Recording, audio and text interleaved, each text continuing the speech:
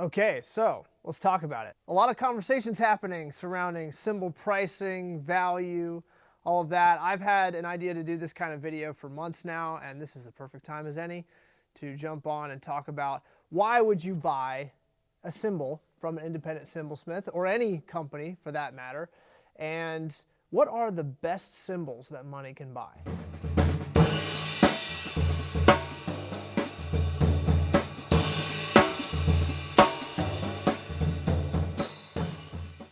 All right, so I'm clearly very biased because if you followed my channel, I am an independent cymbalsmith. I sell handmade cymbals that start out as a completely flat piece of bronze and through many hundreds of hammer strikes get built up into a profile, and then they're lathed and edged and other processes happen, and then at the end of it you have a fully handmade cymbal. So I have been mulling over this topic ever since I started making cymbals. What is the best cymbal that money can buy? Some people will say vintage cymbals. Some people will say cymbals from the original cymbalsmiths like Roberto Spizzichino. Some will say, they'll mention their favorite name brand cymbal, big company, big box cymbal. And there's so much of this that comes down to marketing, and that's probably the big part about this that's causing such strife and such controversy online. Because there's a pretty big element where whoever's doing the best at marketing is, probably going to have their brand perception be a little bit higher. But as a cymbalsmith, as someone who makes instruments like this nice 23-inch prism ride with a hand-formed bell that I'm taking to Chicago for the Chicago Drum Show next week. We'll talk about that later. As a cymbalsmith, I can maybe pull back the curtain a little bit, talk to you about the process, and then at the end of it, maybe you'll be a little bit more informed and know where you want to look for the kind of sound you want to get so that you can express yourself on the drum kit. So we have to talk a little bit, super briefly, about the process of making a cymbal.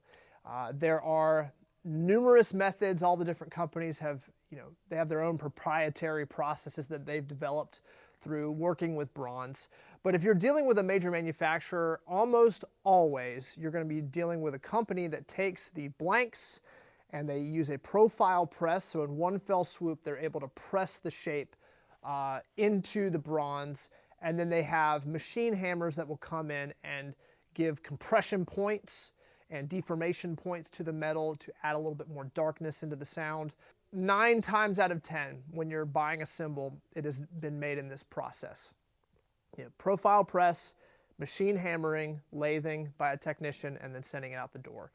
Bigger companies also have massive overhead, so you're dealing with A&R department, marketing department, the shipping, the distribution, all this stuff that happens surrounding this one brand, that if it's a larger brand, and there's such a large overhead there. So even oftentimes you might be paying a little bit more just for the overhead, not necessarily for the quality of the instrument itself, the product itself.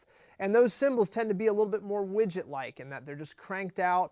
You're not hardly ever dealing with a master hand-hammering craftsman, a cymbalsmith sitting down and actually tuning the cymbal. That's kind of a rare thing nowadays, actually.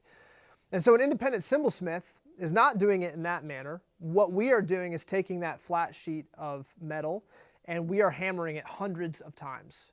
Every single strike on the bronze is slowly creeping the shape up into the desired curvature that we have in our, the idea that we have in our mind for how that cymbal is going to be shaped in the end. So it takes way more effort. It takes way more skill too, because you have to take years just to figure out how the metal works and how to hammer to get the certain shape. And oftentimes in the beginning, you're chasing the shape all over and it's just all tacoed and wild.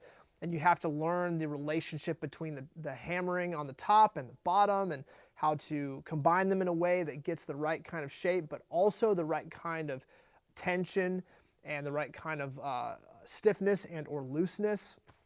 It's really a super, super deep well, and it takes a ton of skill, a ton of hours to get to the point where you have a handle on the material. And this is the way that cymbals were made. Way, way back in the day, where I'm talking like 1970s and earlier than that, there were companies back around the 1960s and 70s and 50s even that we're using more of a process that's more, assembly line, maybe with some different kinds of machines. But especially in Turkey and in China, long time ago, it was, Cymbalsmith sitting there with a hammer, pounding out the shapes. And it takes a ton of effort that way. And as technology has advanced, they were able to create machines that just made the process way faster, way more reliable, and way more consistent. Which, those three things are great. Those are great qualities to have. But I will tell you, as an independent cymbalsmith, again, I'm biased, but as an independent cymbalsmith, say we have a range of the quality of sounds that you can achieve through various processes. The process that a cymbal undergoes at a major manufacturer can only get it so far on the high quality, high fidelity, super beautiful sound, spectrum. It can only get it so far. There's an entire realm above the capacity of a major manufacturer where sounds can be incredibly beautiful and nuanced, and the level of depth and complexity without sacrificing beautiful highs, lows, and mids. There's a whole world that lives outside of the range of what a larger company is capable of producing. And so when we're talking about fully machine-made cymbals, there is a limit to how good those cymbals can sound. And obviously, you're listening to a recording online, it might sound beautiful to you, and maybe it is. Maybe you love it, and if you love it, that's great. But oftentimes when we're sitting behind the instrument itself, it's really where you can tell the difference between something that has had a ton of time and care from a craftsman or a craftsperson.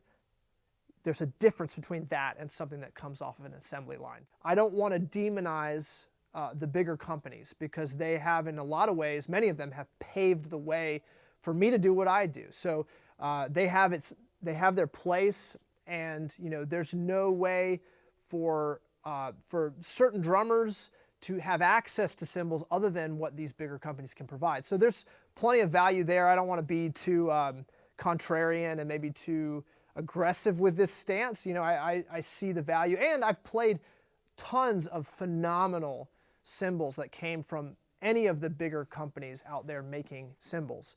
But I find that those phenomenal cymbals are a little bit more rare, and they tend to be a little bit more of a chance thing. They just by chance turned out nice, given that they weren't necessarily getting the time, attention, and care that an independent cymbalsmith would give the metal. We absolutely love getting to shape bronze. We love to be able to pull out interesting sounds, and we have a high level of passion and integrity that we put into our work.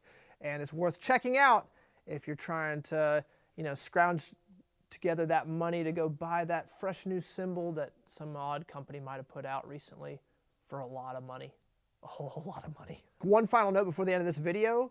Next week is the Chicago Drum Show. I am a clinician at it. I don't know why, but I am.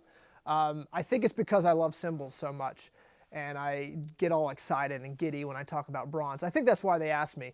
Otherwise, I'm kind of like, okay, Carter McLean's doing a clinic, Dave Elitch is doing a clinic, Micaiah McCraven's doing a clinic. Okay, I'm up there with those guys. That's cool. Anyway, so next week, it's actually on Sunday at 11 a.m. I'm doing my clinic. I'm going to film it, and so I'll post it to YouTube, so you guys will get to see what I say. But I'm going to be talking about this topic. I'm going to be talking about why would you buy a handmade cymbal versus something you can get from a big manufacturer. Should be a fun time. I'm interested to see what comes out of my mouth during that clinic. Otherwise, we're also doing the Independent Cymbalsmith Summit, so there's going to be 8 or so of us that are demonstrating before the show on Friday, next Friday. And we're going to dive into talking about the industry, demoing our cymbals. I'm going to be like checking out Paul Francis's work, and Collingwood and Matt Nolan and Mariano Quijano and everybody else that's going to be there. I'm going to be checking out their work, getting inspired for what I want to make next when I get back to my shop. It's going to be a blast. And then obviously the Chicago Drum Show, I'm going to have a booth there with Reverie, Stack Ring, and Timothy Robert cymbals. Should be a blast. But until next time, drop a comment below, hit the like and the subscribe, and the bell if you want notifications. And we'll see you guys next time. I'm Timothy Roberts. Thanks for watching.